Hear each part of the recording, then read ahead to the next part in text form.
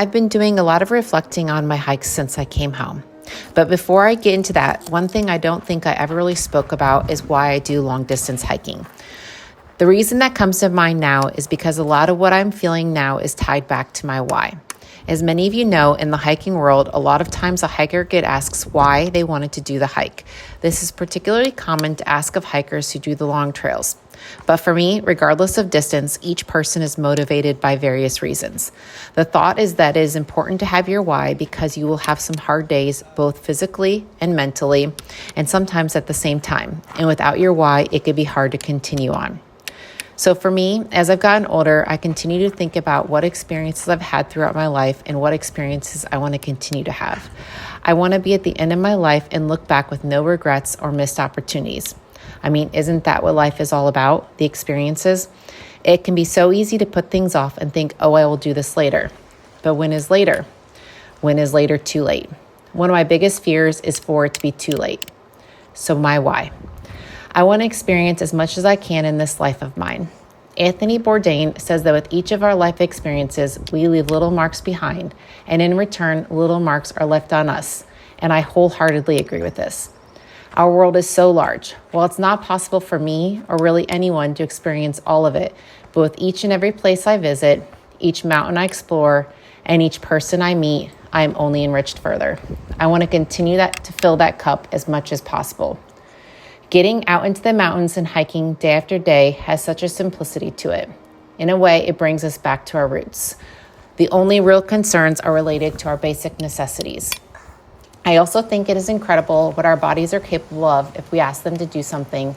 And of course, it's the people. Meeting people on trail is different from meeting people out in the real world. You are on the same level with the same shared goal, and there's a pureness to that. As I fall back into the daily routines of life, I'm missing the simpleness of my days on trail. There weren't any stresses or pressures. Coming home and jumping right back into work and back into school for the kids was a shock to the system. I miss all of the sights and sounds that I took in with childlike wonder. When you have a clear mind, you can take the time to appreciate all the little things in life that we take for granted. I mean, do you ever really stop and enjoy those flowers you see in your neighbor's yard? Yet while in the mountains, the fields of wildflowers stop me in my tracks with their beauty. I'm amazed at how fragile they are, yet they continue to thrive in their environment. That should be a lesson to us all. I remember walking through old burn zones and seeing all the new life that was coming back. To me, this is also a powerful symbol. Sometimes we need to be stripped down in order to have a fresh new life. I will continue to ponder what that looks like for me. And boy, do I miss that morning light.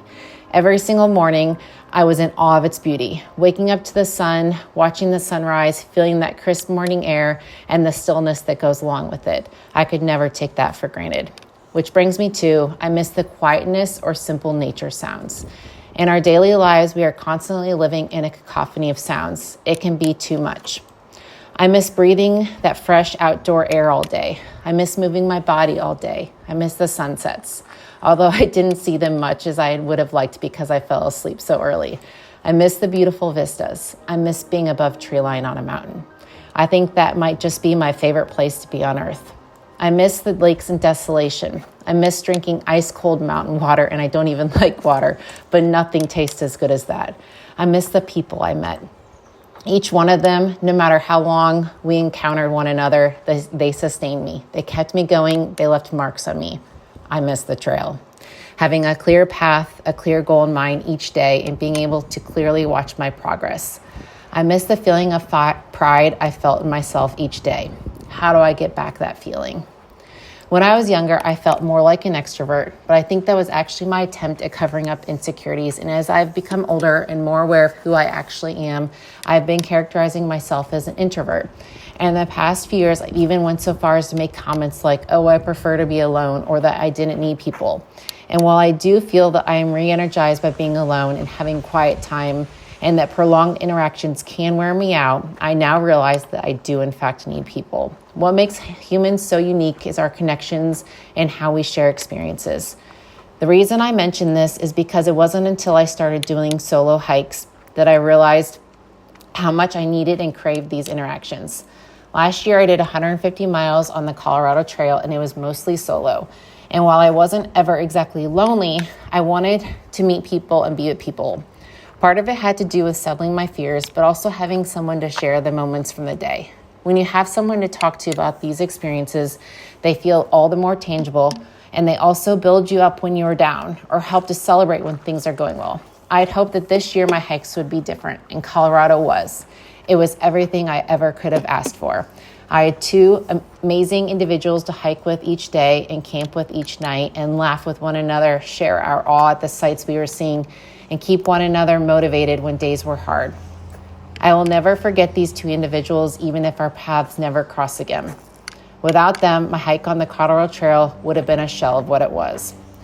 My time on the Tahoe Rim Trail was much lonelier. In some sections, I saw tons of day hikers and mountain bikers, and some of them left lasting impacts on me with their kind words or even just their smiles, but many, many miles went by without seeing people.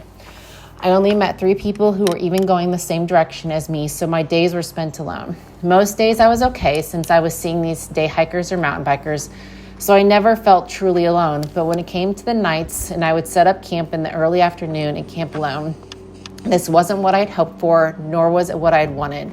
But it was a situation, and I had to find a way to still enjoy my time despite this, and that is exactly what I did. I never allowed myself to feel pity that I was alone. Honestly, creating these videos made me feel like I was talking to someone, and then when I could read your comments and feel like I was sharing the experiences with someone. I know this also helped me grow as a person and forced to face my fears. What I always try to do is still do something even if I'm scared. Being courageous despite those fears is something that I'll continue to be proud of myself for. The mountains will always have a special place in my heart and soul, and I count down the days until I can return.